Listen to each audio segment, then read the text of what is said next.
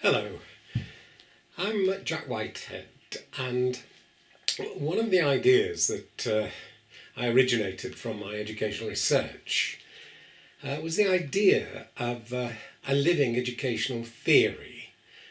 And this is an explanation that an individual like yourselves produces to explain their educational influences in their own learning, in the learning of others, and in the learning of the social formations that influence your practice and understandings.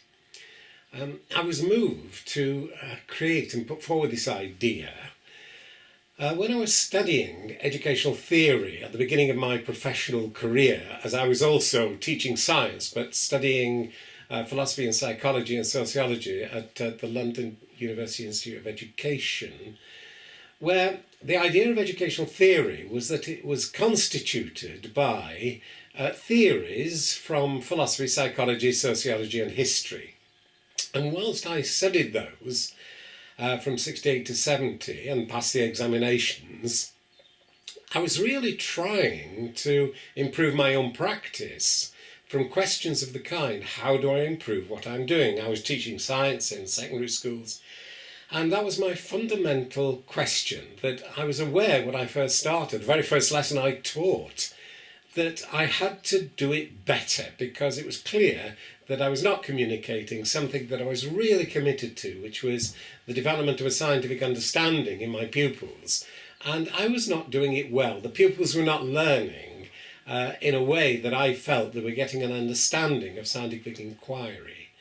So whilst I understood and I enjoyed all those different kinds of theories from philosophy, psychology, sociology and history, not one of them in any combination could produce a valid explanation of my educational influence in my own learning and the learning of my students. And this is what moved me, after 6 years teaching science in secondary schools, to seek an appointment in a university to see if I could help to reconstitute what counted as educational theory. And I was very fortunate in 1973 to be appointed to the University of Bath School of Education, where I could focus, and I focused all my working life from then until 2009 to seeing if I could contribute to reforming what counted as educational theory from the explanations that people like yourselves produced as you tried and researched how to improve your practice in whatever professional role that you were actually taking. And so that is the background, the idea of creating living educational theory. Now, what I was hoping to do with you was look at four basic questions to do with explaining the benefits and purposes of small-scale practitioner-based inquiry, which I'm hoping that you will all be undertaking. And the benefits to me are that you can actually focus on your own practice and ask questions of the kind, how do I improve what I'm doing? Now, the benefits of doing this are that you can get almost immediate feedback from your own practice, as some of you on a daily basis can be actually struggling, or not even struggling, really excited or enthusiastic about trying to improve your practice. And one of the benefits is that you can use a common sense, what's called action reflection cycle, to inquire how you're improving what you are doing. And usually these action reflection cycles involve you explaining what is concerning you. What is it that you want to improve? And because improvement involves the idea of values, it's always useful to be able to make explicit the values that you're using to judge something as an improvement. Now, in my own practice, I was always faced with the tension that what I was doing was not as good as I felt it could be. And this stimulated my imagination to think of ways in which I could improve my practice. And I would often choose a possibility and form an action plan that I was committed to acting on. And as I acted to try to improve my practice, I would gather some data to enable me to make a judgment about whether my practice was improving.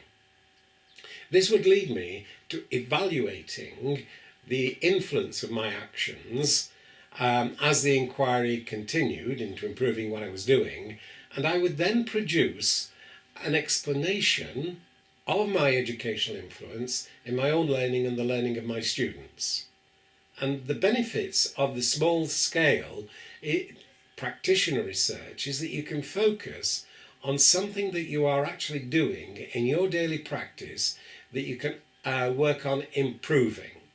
And this is why it's known as practitioner research. It's definitely focused on what you personally are doing. Okay, now I'm also going to explore now the limitations and advantages of data collection methods in the practitioner research, the small-scale inquiry. Some of you may have already encountered large-scale methods of gathering data, such as sampling from a large population and developing a survey, and the internet is now pretty good with developing things like SurveyMonkey. You can also issue questionnaires which can actually cover a large number of people in terms of gathering data.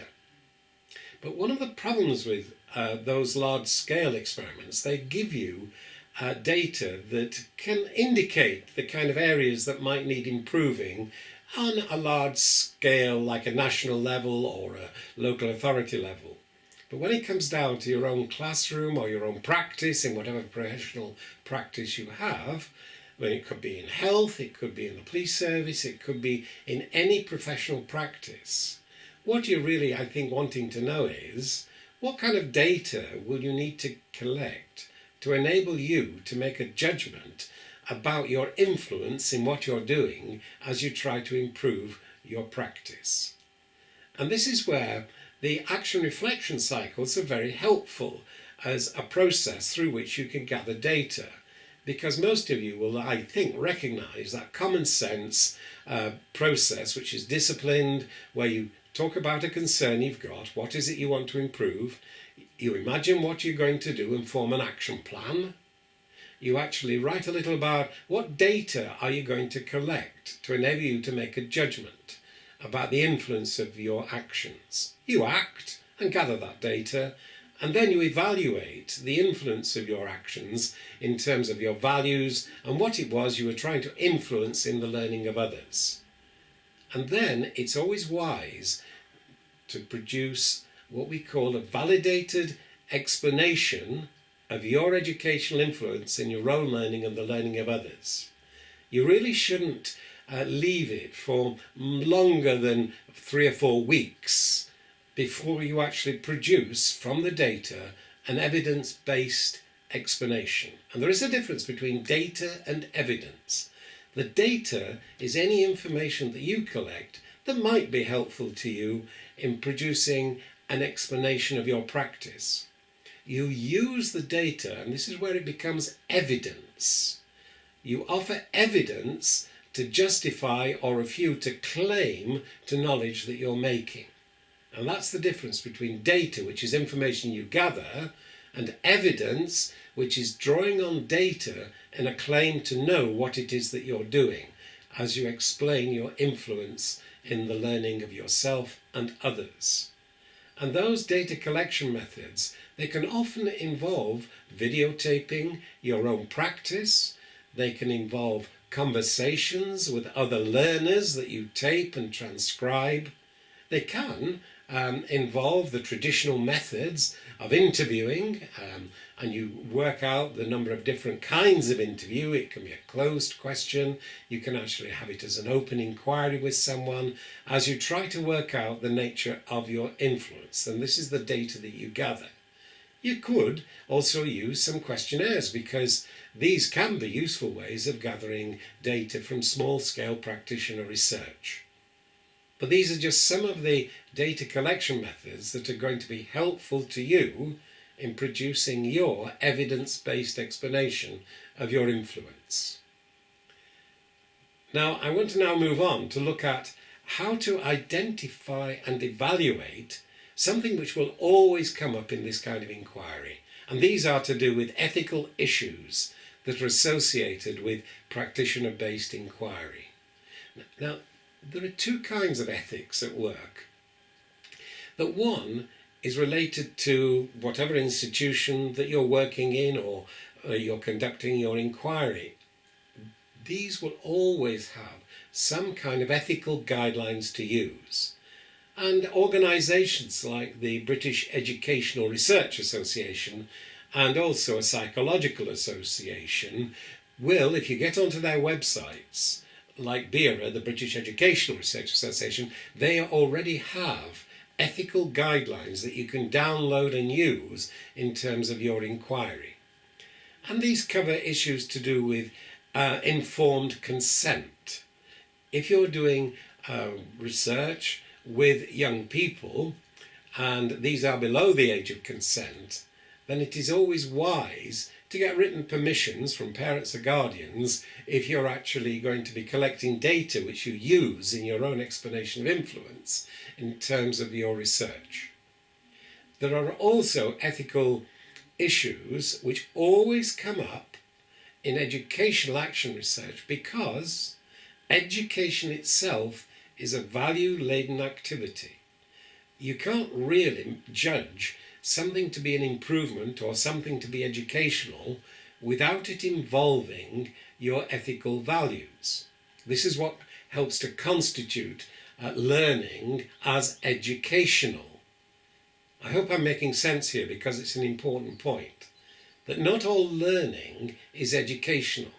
You can think of history where so many examples exist where people have learnt how to be inhuman with each other. I was born in 1944 at the end of the Second World War, and it is littered with examples of people learning how to actually conduct unethical practices.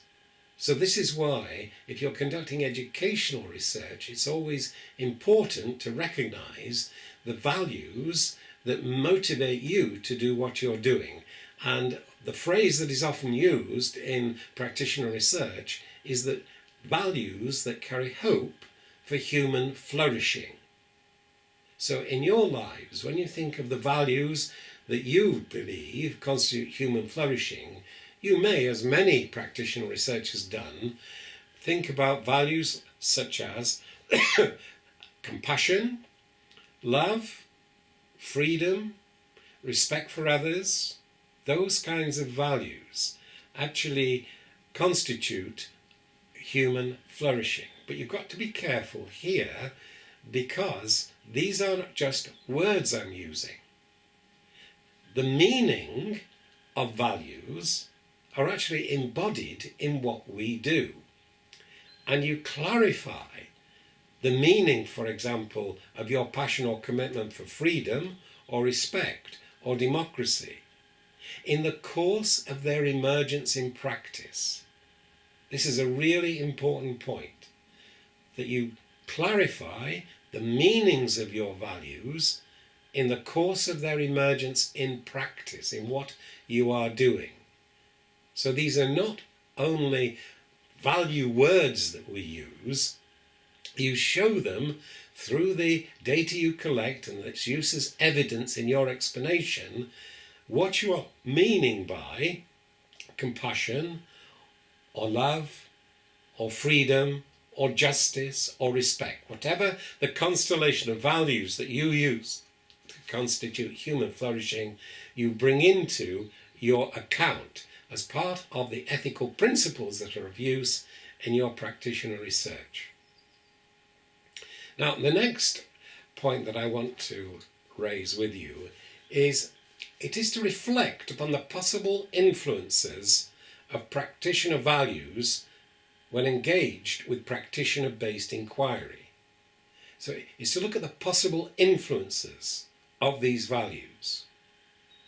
Now, if you think of freedom, I think you will find that the values you hold almost always create a tension within whatever social context you are working. In my case, at the university, I felt a pressure in relation to academic freedom. There was a point in my career which I published in a '93 book on the development of living theories, where I was under pressure not to publish certain things which could have been quite embarrassing to the university. And the tension that this arose for me in relation to academic freedom, I've documented in my writings.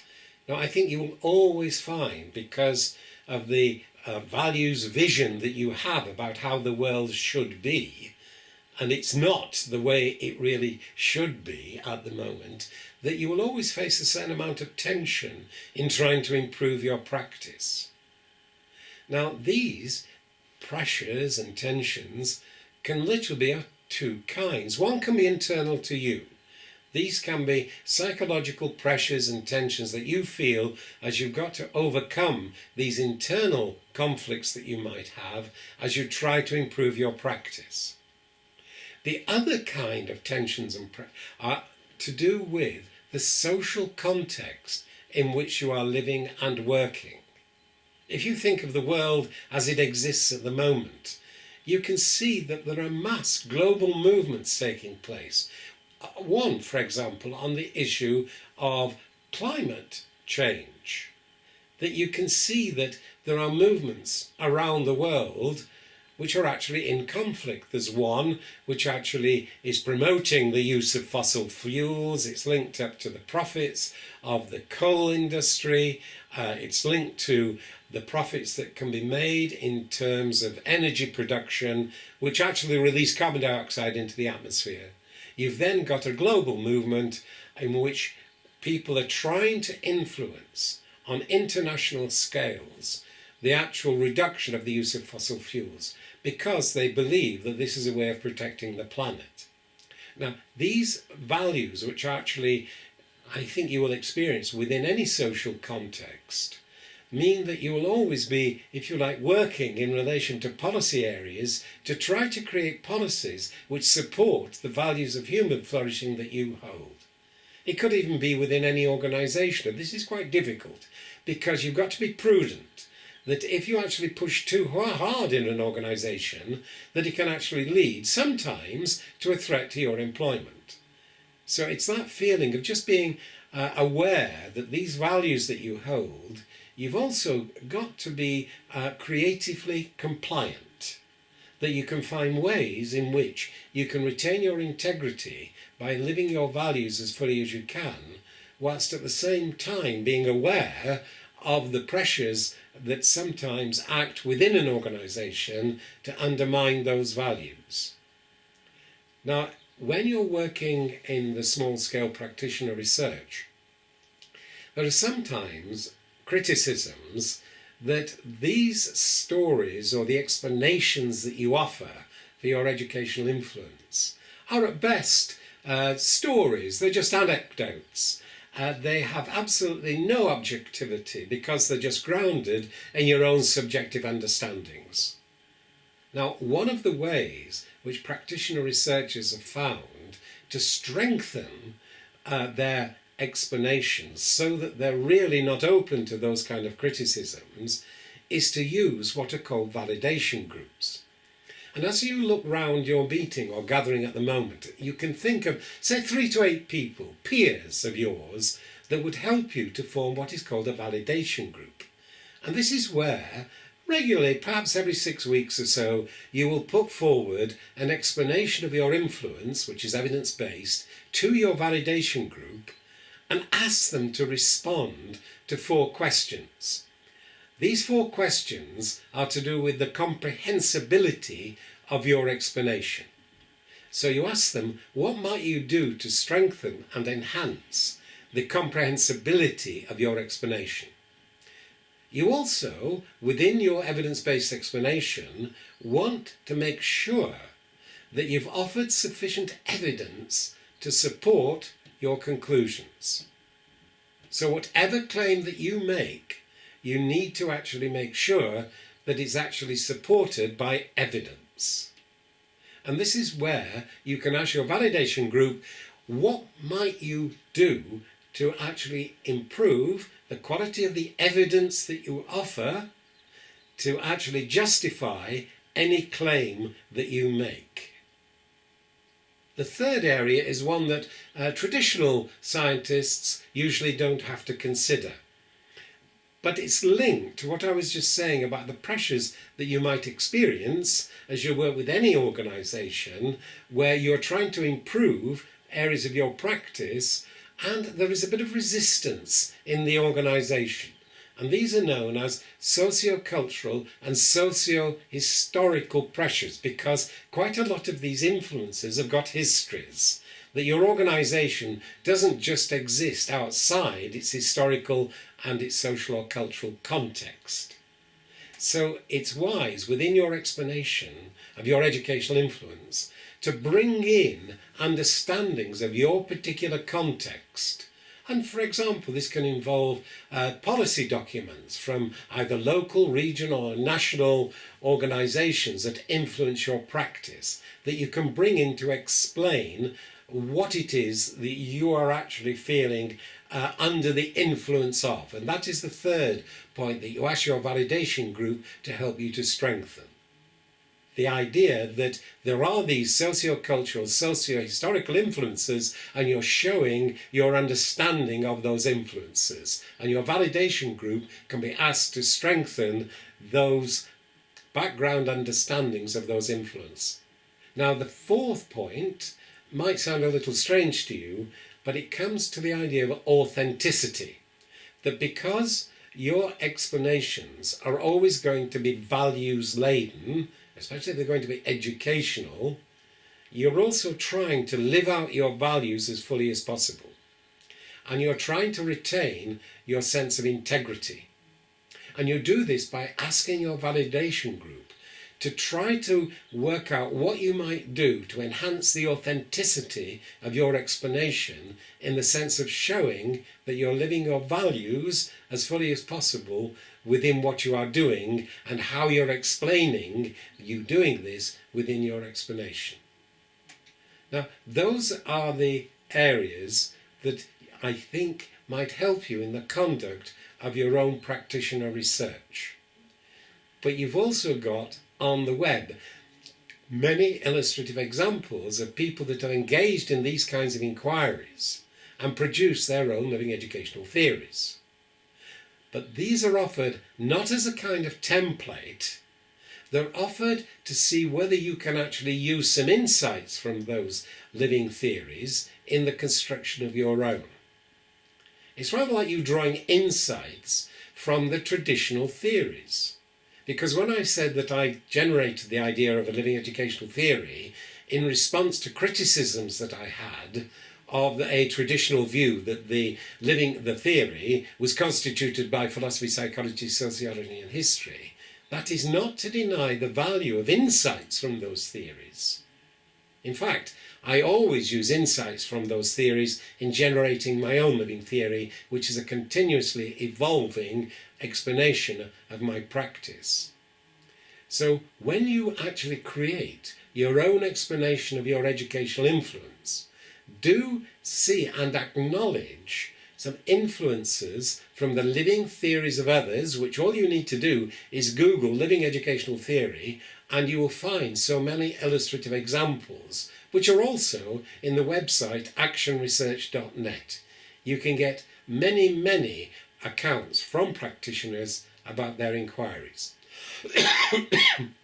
So I'm hoping that just this introduction has been helpful to you in both stimulating you but encouraging you to create your own living theories. Yes, thank you.